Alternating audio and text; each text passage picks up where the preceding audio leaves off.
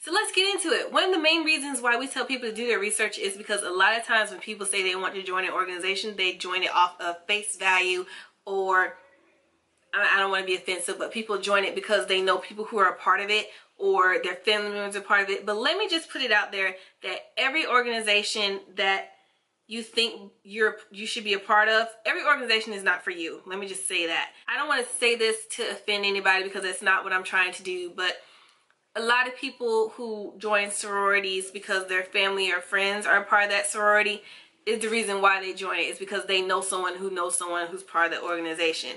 And I don't necessarily think that that's always the case for everybody. If that's something that you want to do, great. If that's something that's super duper important to you and you know that it's for you and you 100% know in your heart that this is the organization that you want to join, then by all means, pursue it. But don't join if you don't know anything about it. That's what I'm trying to say. So let me scratch that.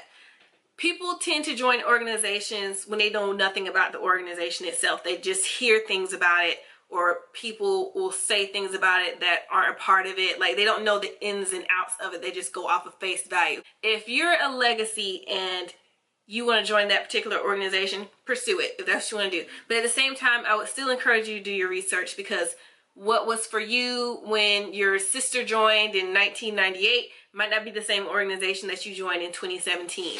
So I would strongly recommend doing your research in that regard to make sure that that organization hasn't changed. Not even the organization, that the chapter hasn't changed if you're going to the same university, just for your own safety. Another reason why we tell you to do your research is it's fun. There's a lot of different things that you can learn about an organization just by digging deeper into the details. Now, I'm not asking you to go on YouTube and watch my videos. I mean, you can if you want to, please watch them. But a lot of people will just post random stupid things about fraternities and sororities that aren't necessarily true, but they put it out there because they're mad or they're jealous or just trying to misinform people, and that's not the case. Don't look at websites that you know are going to put a bad taste in your mouth. Go to the official website, the official chapter website, the national website, the chapter's website, and get more information there. And then also another way you can do your research is by talking to people. Talk to someone who's already in the organization. Watch my YouTube videos. Watch Corey Jones's videos, or there's this other girl that I watch whose name escapes me. Watch people who are going to give you the honest truth about being a fraternity or sorority. Credible people who know what they're talking about, who've been in the organization for a long time. People who've been in the game for 5+ years, 10+ years. I respect their opinions. This is like your first day in an organization and you're trying to give advice.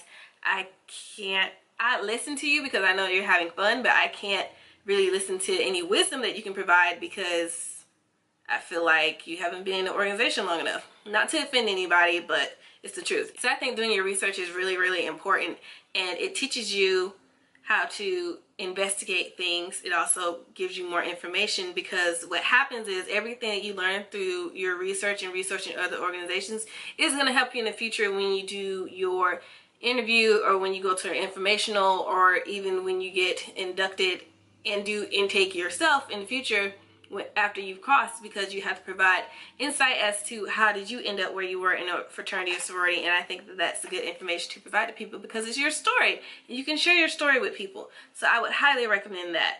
So we're not telling you guys to do your research just to be mean or to be secretive or discreet, but we're telling you to do it to help you better your understanding of what it's like to be in a fraternity or sorority. We're not telling you this just to get you out of our face. It's not like that at all. We're doing this so that you can figure out what route is actually the perfect route for you, and to help you better understand what it's like being in a fraternity or sorority. But if you guys have any more questions for me as far as sorority questions, fraternity questions, Greek life in general, please let me know. I'll be happy to answer them for you. I really enjoyed majority of the questions, if not all of the questions that you guys have sent me. I haven't filmed majority of your questions because I feel like I answered them for y'all when y'all messaged me. But if you guys want me to put the information out there for everyone, I'd be happy to do that. I love sharing information. Some people ask me some really good questions that I feel like I should put out there for other people, just when they're they don't want their comments to be public. They ask me privately, and I will keep them private. But if you guys have any questions for me,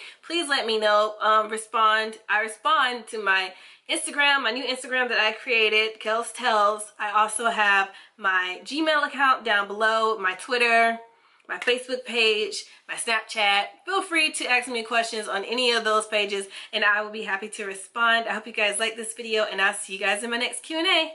Bye.